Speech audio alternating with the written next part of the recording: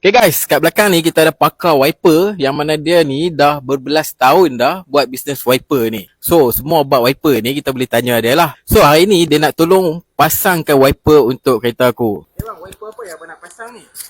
Ni kita nak pasang wiper silikon. Ni asal dia ni getah nampak. Dia dah jadi kasar ni. Kita boleh tengok, boleh rasa ni. Nak tengok. Kalau macam silikon, yang penting sekali nak cover hijau ni kena buka buang. Okey, tengok ni kita pegang. Lembut tu beza dia.